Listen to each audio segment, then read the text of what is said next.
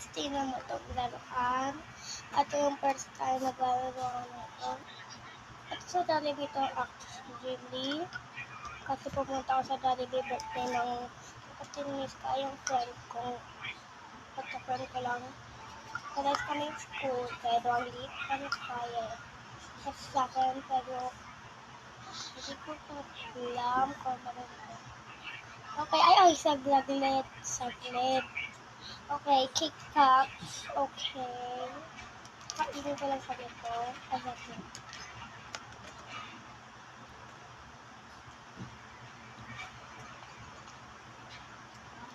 Ano naman sarap ko. Sarap ko, basta itlog. Saglit lang. Okay guys, nakain ko na. Pag ganito pa 5 minutes. And thank you for watching. Bye.